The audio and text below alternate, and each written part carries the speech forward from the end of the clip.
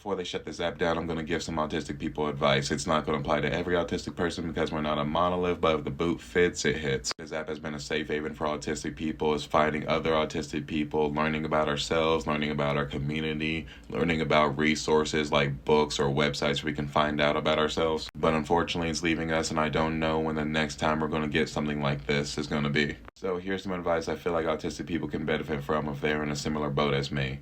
Number one, do not unmask around strangers. I know that I have promoted unmasking on my page, but for some people, it is a safety hazard. This app has taught me that ignorance breeds. Like, I have heard the worst takes. Some of the content creators that I like turned out to be the worst type of person. It's not because it was simply a bad take, it was because it was a horrendous take. Being on an app that gives absolutely everybody and anybody a platform has opened my eyes to just how ignorant some people are, and that includes autistic people. Autistic people, my community, the Black community, has a saying, not all skin folk are kinfolk. So have that same mentality with autistic people. A lot of times unmasking puts us in harm's way when it comes to our jobs. If anything, I recommend starting out on a more autistic note so they have a more feel of who you are as a person. Like, lower the mask, but don't take it off completely because not everyone deserves to know who you are. Autistic people were like children in some ways. Like, I know that sounds infantilizing, but we have a trusting nature about us, and we cannot have that in this world. Feel somebody out before you start unmasking, and we've learned all the trigger phrases since we've been on this app. Oh, you don't look autistic, are you sure? Blah, blah, blah, blah. We know it all. I'm saying all this because I feel like I'm starting to rethink what I think masking is in the first place, and I'm realizing that my body cannot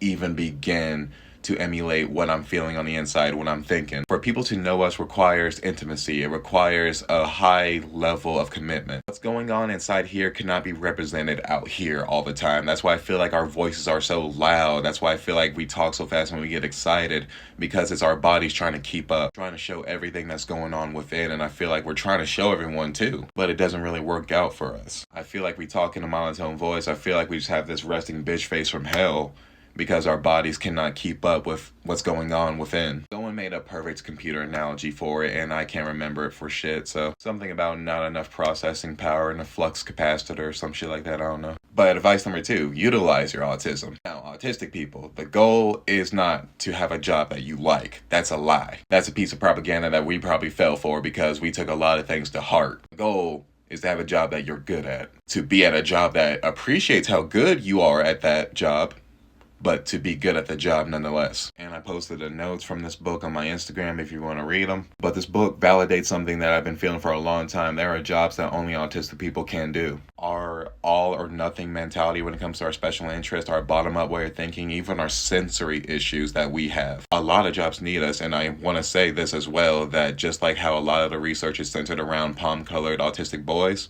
yeah, a lot of the jobs that need us are given to palm-colored autistic men. I just want to throw that detail out there. So when I'm talking to autistic women or autistic people of color or Black autistics, what do? My third piece of advice, heal. Healing is so fundamentally important, especially for us living in a society that does not like us. Everyone needs to heal in this motherfucker. Like, make no mistake, it's not just y'all. But I know one thing autistic people have going for them is being self-aware to some extent. To some extent. Because if you're only bashing yourself, if you only know the bad things about yourself, then are you really self-aware? And that's where healing comes in. The best way to utilize your autistic brain is to dig past the noise. And the way I choose to do that, and this is not everyone's way, I chose meditation, I chose journal writing, I chose shadow work. If you have access to therapy, then dope, but a lot of us have tried therapy and it didn't really work out. To people, I recommend when you meditate, try to focus on being inside your body. It's not about clearing your mind. Like, let your thoughts pass, smile at them even, like, appreciate your thoughts. Do not bash yourself that a thought came to pass. Just, like, remind yourself, like, oh, back to work. That's what meditation is. It's like,